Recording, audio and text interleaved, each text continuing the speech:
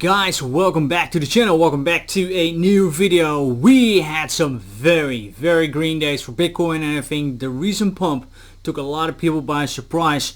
Of course, the question is, where do we go from here? Because this pump really shifted a little bit the cards. We already talked about it last Friday, but we might hit resistance very soon.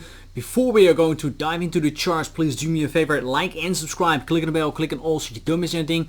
Leave me a comment, share this video with your friends if you think this is useful. Also feel free to follow me on Twitter and Instagram, where I update you multiple times a day. Now without further ado, let's start diving into the charts, and we're looking here at the BTC USD pair on at the 4 hourly, and BTC is on a tear. It is absolutely insane. We talked about this being a golden pocket from the move here down to here, but we just blasted through. We went over the point of control, barely any resistance. Then we had this blue box right here hanging around 21,500. That is also the macro point of control on Binance and on Bybit, and on Bitfinex, as you can see, of course, is a little bit lower at 20,500. So this was very important support, but we also just blasted through like it was nothing, and now we are finally kind of hitting resistance here on the top on the value area high at approximately 22,500 all the way up to 23,000. We have a lot of levels. We have the yellow lines right here. That is important support and resistance flips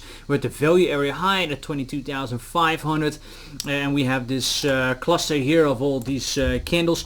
And measured from the top to the bottom, we are also hitting the golden pocket, as you can see, exactly in that support and resistance box, approximately between 22,650 and 22,870. So this area right here is very important support and resistance, and therefore we also drew the box already last week so that you can see exactly what I'm looking at. Don't take this with a dollar more or less, but this is kind of the level where we could be topping out. But I have to say, on the 4 hourly, it actually still looks really good. The money flow is coming up. What we could be forming is maybe a bearish divergence. I will definitely play that, where the price is going higher, momentum wave is going lower, and then eventually we are nuking down south. If that happens, it happens around this area, that actually would be a very nice bearish scenario, because then we are really creating a macro lower top, and then the bear scenario is still very much in play. If that doesn't happen, even an equal low approximately around that 25,000, I will still see this as bearish, because then we're just making a big double top. Now once we are breaching that 25k, of course, then we are looking higher at much higher targets, 28, 29. Don't have to look at it right now, we'll do it in a different video, but that is for now what I am looking out at for. You would probably say, Beret, you always pretty bearish, you want to see us to nuke lower, retest at 17,600. Yes, I still am very bearish. I'm still looking out to take out these lows, or at least retest them, and that hasn't happened. Yes, this was a nice low. We came right in that support and resistance box, so to that extent actually you could say, well, maybe we have like a bit of a macro horizontal line here, and then you kind of have to play a little bit of what we can make out of the top. This could be a very big triangle eventually, with some bounces. Then the current price level also would make a very nice and logical place to return, and then eventually I think we once are going to nuke lower than these levels right here, maybe retest at 17.6, and then even a little bit lower, but we'll see. We're not there yet. This recent pump also mixed up a very interesting statistic I will show you in a minute. Let's quickly head over to the hourly, because there it also looks pretty good if market RFB wants to load. Yes, it does. There we're seeing that the money flow is already coming down here, but the price is still going up. Also the momentum waves are giving us room to speculate on a bearish divergence, maybe to cool down a little bit. Wouldn't surprise me at all, because we're pretty much overbought on the 4 hour, and on take also the hourly. We do have a small CME gap from the weekend. Let me quickly show you the two weekend candles that was here, a bit more than 1%, 1.3% and 0.8%. Not significant, to be honest, if you're asking me. I don't think this is the gap worth to be closing. Like when the gap is 3, 4, 5, 6%, then I think most likely we're gonna close it. But if it's so small, I kind of neglect it. But that is something to worth noting. And if we are going on this pace, then we have 1, 2, 3, 4, 5, 6 days in the green. And also here on the daily, actually it looks pretty healthy. Here on the market Cipher B indicator, momentum is going up, RSIs are split together, money flow creeping towards that zero line, VWAPs coming down a little bit, but could curve back up anytime. One other thing that I saw this morning when I looked at the charts is that except for that ascending triangle that we could discuss if it's here or not, like a little bit like this, maybe not, but you could also say there's maybe a W forming. I'm not really expecting it, actually, to be honest. I would be surprised if we go towards 30k, but never say never. But what I'm also seeing here on the momentum wave at the bottom is that we are forming a bullish divergence here on the weekly. That is actually quite interesting. I want this low to be then really lower. That would be a perfect divergence, but you could say that there is maybe a little bit of a bullish divergence. My money would still be on we are going to reverse soon, but I thought, is there any logic to find behind this current pump? Well, there are two ways. One is the dollar that's weakening, I'm going to show you in a minute, and two is that this was quite a swift move down here from approximately 23, 24k. This was a swift move down, and this too. There was not really any testing or retesting, and therefore these candles, they called then single prints. On the traders reality indicator, let me quickly pull that one up. Traders reality, I hope there's still space for that. Yes, we do. Let it load for a minute, and there we can see that some of these candles, and I need to zoom in here a little bit, are then red. They call then red, like a velvet candle, or there's greens, and usually they are being recovered, meaning that the price once go back up to recover that, retest it, and then going lower. And that hasn't happened here, and also a little bit further down. So depending on a little bit of which indicator you're taking, but all of them are saying, well, this was maybe a bit of a too swift move down. And then you could also see the exact opposite, is that you're seeing quite a swift move up. Now, I was not in a long from the bottom, and also this bigger move right here happened, I think, during the Asian session on Friday. Then we had some slight upwards action, and now we have a little bit of a move up again. And like I said, I would now be actually prefer to looking for shorts instead of longs, because we are entering the top of the range. Again, this value area high at 22,500.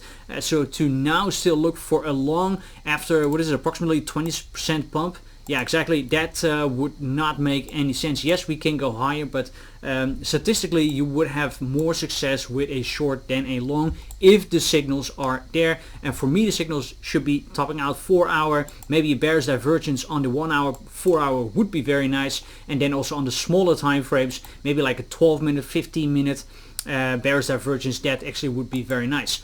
Something I want to show you on the S&P 500, and that is that we are pumping up since last Friday. That was quite the run up.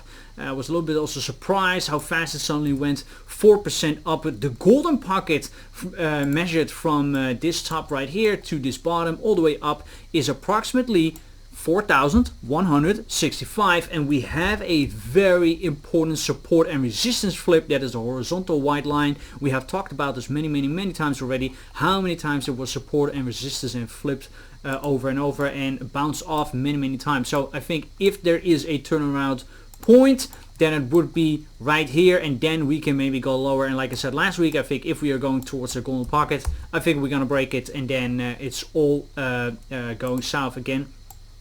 What could be a trigger? The CPI data for tomorrow. Tomorrow is Consumer Price Index. Last month that was lower of the month of July compared to June. Therefore the stock market and everything just exploded. Everything was in the green. But now it could be lower again over the month of August. It's going to be interesting because in August the oil prices had come down tremendously. Oil is a huge weight in that calculation of the CPI data. I wouldn't be surprised if again the inflation is lower, then we're finally a little bit on our track. Not I'm not 100% convinced that the inflation has really peaked out. I want to see more data. We could also have a scenario where we see maybe a few months in a row lower inflation and suddenly it spikes up again. We have also seen that in the 70s. But for now, that is a important data to look out for. That is tomorrow, Tuesday, if I'm not mistaken, 1 hour before New York Open. And everything again is tied up to the dollar. You have seen this now over and over and over again. But I just want to show you that this is going lower. No surprise here. We broke the 109. We kind of fighting now with that 108. Also important support and resistance flip. And I said last week, if we are breaking this, we are going to retest this. Looks like that's happening right now. And if we are going to break this, then I'll see us going lower to 105. And then there are still two scenarios in play. One, a double top scenario, not very perfect because the second top is a little bit higher, but we also seen it with BTC, that was the end of the bull market, or a Wyckoff distribution, and then the next top needs to be lower than this top. Then we have a Wyckoff distribution, and what we're then seeing is that the price is really going lower, and then that was then the end of the dollar rally, and then we have this distribution, and then the stock markets and Bitcoin can really rally higher. I don't know if that's going to happen because right now everything is still risk off. Everything flees to the dollar, so anything could just ignite the fire again, and then it's over. Of course, here on the market Cipher B, we're seeing also, of course, the divergence just playing out. This was a little bit tricky. I personally don't trade this, but I just use it as a leading indicator to look at what are the S&P and Bitcoin going to do. You see the momentum wave going lower, price going higher, money is also coming down. So this actually just plays out perfectly according to the principles. One very interesting statistic that I want to show you, and as this image, I hope it is visible on your laptop or on your phone, but here we are looking at the historical return of Bitcoin month after month, year after year, and there you can see that September, where you now sometimes see the number flickering a little bit, is usually the worst month for crypto. In the last 5 years, that was a red month. Now this could mean two things for me. A, we are kind of quote-unquote breaking the spell, and we are finally going to end the year once in the green for the month of September, or we still have a very long way to go to the downside. As you can see here, approximately the average return is a minus of 7%, with here even minus 13.6%. This month was minus 0.5.6%, but in the last few years it has been very, very bloody. So let's say we would end up somewhere minus 7%, and we are right now in a plus of 11. So that means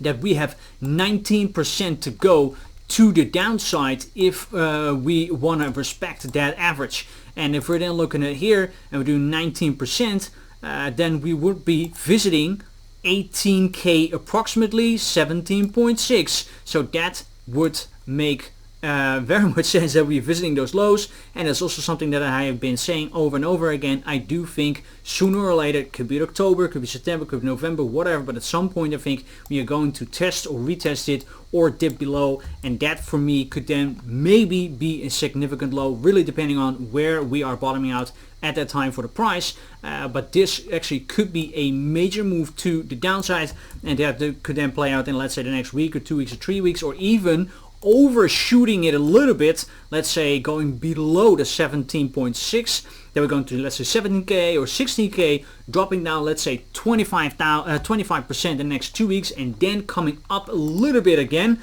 somewhere here, and then we have a minus of an average of, let's say, 7%. Just like we now have a plus of 11.7%, we could then have a much lower price with a higher negative return, but then at the last few days we're coming up a little bit and then approximately ending up somewhere minus 7%. It would make sense to me also in the light of this being the bear year, where we see a very strong negative return and where we see 3 years in a row green, then 1 year red, 3 years green, 1 year red, 3 years green, 1 year red. So this would then be the very negative year. And then next year we would see a slight return again, and from there on the bull market slowly starting again. Therefore, I am keeping my eyes on the price, and I'm not getting carried away just because, yes, we pumped up 20%. I'm thinking there is still so much more pain to go, just by the simple fact is that the BTC moves together with the S&P and with the dollar. It is not an asset right now that's inflation hedge. Absolutely not. Has failed that so far. It is not an asset that moves independently. We have seen this over and over and over again. Every day when you follow the videos that this moves contra on the dollar index, it moves together with the S&P. So therefore you could say actually Bitcoin is kind of an altcoin of the S&P or the dollar index. So keep your eyes on this schedule. I hope this brings a little bit, or shed a little bit of a different light. Don't become over bullish or over bearish, but know that we are hitting some resistance levels. We could go much higher, but we are hitting some resistance levels. So this is going to be interesting to see if we are going to close the week in the green or if we're going much lower. Just let's do one more thing before we're going to close off. Let's say we will go lower, then the golden pocket of this move down would be 20,000. That is then also this cluster right here. That will be quite the move down. So that is something you could trade if you're looking out for maybe a short position. Alright guys, that will be it for now. I will be coming back maybe tonight or tomorrow ASAP with a new video according to the CPI data. That's going to be an important one. If you're not in a trade right now, then I would say, you know what, just wait it out. Don't do anything and wait until the CPI data came out, because last time we pumped and dumped 3, 4, 5%. You get easily get liquidated if you're on the wrong side. So then just let it wait out, let it play out, and then after CPI data you jump into a long or a short, whatever you think then is appropriate to do. If you like this kind of content, if you like this kind of update, then please do me a favor, like and subscribe, click on the bell, click on all so you don't miss anything. Leave me a comment, share this video with your friends if you think that's useful. Also feel free to follow me on Twitter and Instagram, where I update you during the day. Thank you guys so much. See you in the next one. Bye bye.